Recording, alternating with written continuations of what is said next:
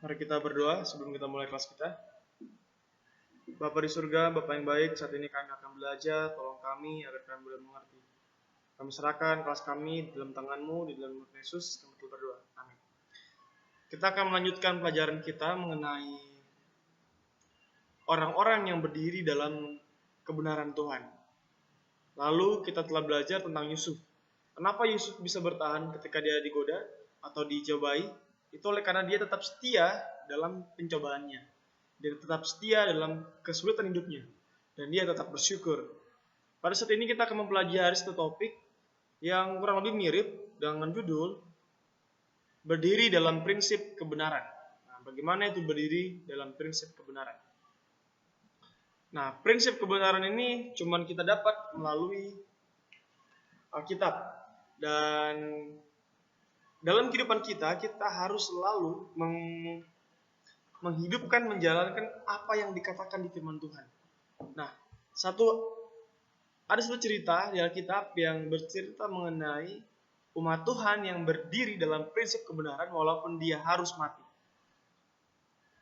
Kita buka di dalam kitab Daniel pasal 3. Nah, Daniel pasal 3 menceritakan bahwa Raja Nebukadnezar, raja kerajaan Babel, mendirikan satu patung emas yang tingginya 60 hasta atau 30 meter dan lebarnya 6 hasta atau sekitar 3 meter. Nah, patung ini sangat tinggi dan mari kita lihat selanjutnya. Lalu Raja Nebukadnezar mengumpulkan seluruh para penguasa untuk menghadiri pentahbisan patung emas tersebut dalam ayat 2 dan 3. Nah, para penguasa semuanya diundang untuk mengikuti peresmian patung. Para utusan raja membacakan keputusan raja. Sore ini ketutup. Para utusan raja membacakan keputusan raja untuk semua para penguasa menghadiri pertemuan tersebut. Acara peresmian patung. Nah, pada ayat 5 ini tulisannya ayat ini adalah ayat 5. Alat-alat musik yang dibunyikan.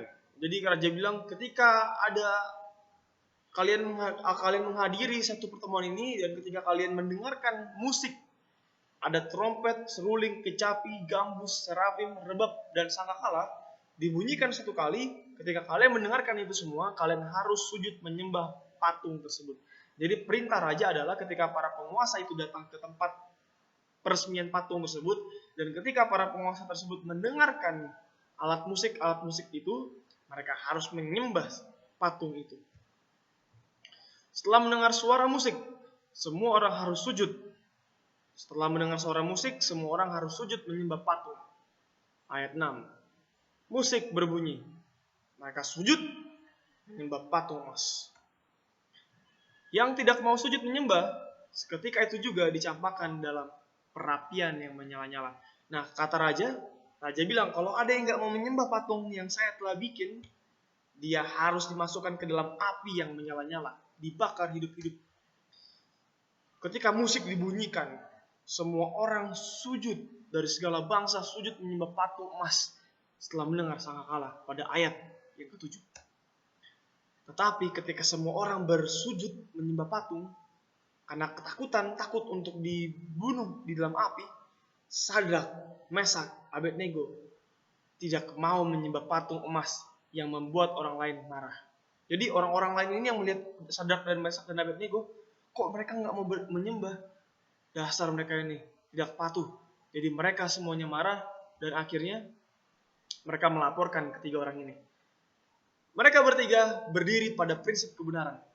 Apa itu prinsip kebenarannya? Hukum yang pertama mengatakan apa? Jangan ada padamu Allah lain di hadapanku. Jangan ada patung di hadapanmu. Jangan bikin patung dan menyembah patung. Itu hukum yang kedua. Jadi, prinsip kebenaran yang mereka dapatkan di firman Tuhan adalah tidak boleh menyembah selain kepada Allah. Lalu, orang-orang melaporkan ini Sadrak, Mesak, dan Abednego, dan raja memanggil mereka. Tetapi ketika menghadap Raja Nebukadnezar tidak langsung membunuh mereka. Tapi raja mengatakan, Dia akan memberikan kesempatan kedua kepada Sadrak, Mesak, dan Abednego. Kesempatannya apa? Raja menyuruh mereka untuk menyembah kepada patung sekali lagi, tapi mereka tetap teguh pada prinsipnya. Mereka nggak mau menyembah walaupun dikasih kesempatan yang kedua. Mereka lebih baik mati daripada menyembah kepada patung. Lalu, dalam Daniel pasal 3 ayat 16, saya bacakan. Lalu Sadrak, Mesak, dan Abednego menjawab, Raja Nebukadnezar. Mereka berkata, tidak ada gunanya kami memberi jawab kepada Tuanku dalam hal ini. Jika Allah kami yang kami puja sanggup melepaskan kami, maka ia akan melepaskan kami dari perapian yang menyala-nyala itu. Mereka percaya bahwa Tuhan sanggup menyelamatkan mereka dan dari dalam tanganmu ya Raja. Tetapi seandainya tidak, walaupun Tuhan tidak menyelamatkan mereka, hendaklah Tuanku mengetahui ya Raja, bahwa kami tidak akan memuja dewa Tuanku dan tidak akan menyembah patung emas yang Tuanku dirikan itu. Jadi nggak mau mereka menyembah patung, lebih baik mereka mati. Tuhan sanggup menyelamatkan mereka, tapi walaupun Tuhan tidak menyelamatkan mereka dari api, mereka tetap tidak mau menyembah kepada patung itu.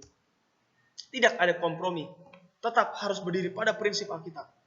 Lalu Raja Nebukadnezar yang mendengar kata-kata itu, mereka jadi marah. Nebukadnezar murka, marah, lalu mengikat Sadrak, Mesak, dan Abednego, dan api yang untuk membakar mereka dipanaskan 7 kali lipat. Ingat, 7 kali lipat panas sekali. Saking panasnya, algojo tentara-tentara Babylon yang membawa mereka ke dalam api, masuk ke dalam api, baru di luar api saja mereka semuanya kebakar. Ini lihat ini, tentara-tentara mereka. Tentara-tentara itu yang membawa Sadrak, Mesak, dan Abednego kebakar. Tetapi Sadrak, Mesak, dan Abednego belum terbakar. Tidak terbakar.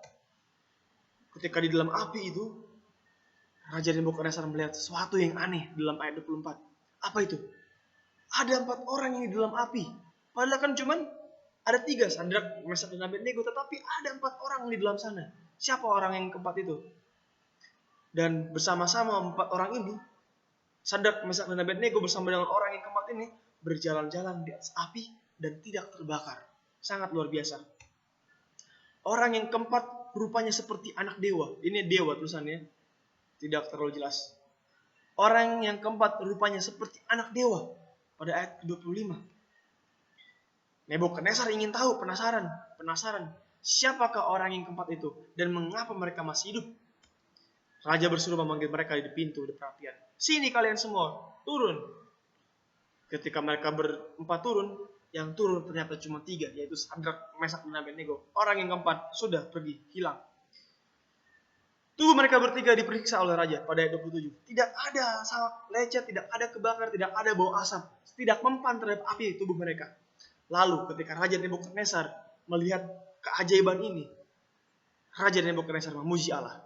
Sebab itu, aku mengeluarkan perintah, Raja Nebukadnezar berkata, bahwa setiap orang dari bangsa, suku, bahasa, dan bahasa manapun ia, yang mengucapkan penghinaan terhadap Allahnya Sadrak, Mesak, dan Abednego akan dipenggal-penggal dan rumahnya akan dirobohkan menjadi timbunan puing, karena tidak ada Allah lain yang dapat melepaskan secara demikian.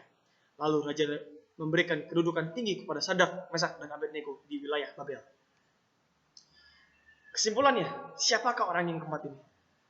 Orang keempat yang bersama-sama dengan Sadrak, Mesak, dan Abednego adalah Tuhan Yesus sendiri. Tuhan turun langsung dari surga untuk menyelamatkan Sadrak, Mesak, dan Abednego. Tuhan menyertai umatnya dalam bahaya dan tantangan. Dan Tuhan menyertai manusia yang berdiri pada prinsip kebenaran. Dalam cerita ini kita belajar bahwa apapun yang terjadi, kita harus tetap bersandar, berdiri, memegang teguh prinsip kebenaran yang terdapat di dalam firman Tuhan. Kita harus baca firman Tuhan dan menjalankan prinsip-prinsipnya. Semoga pelajaran kita pada pagi hari ini boleh mengingatkan kita dan kita boleh berdiri pada prinsip kebenaran. Tuhan Yesus memberkati kita semua.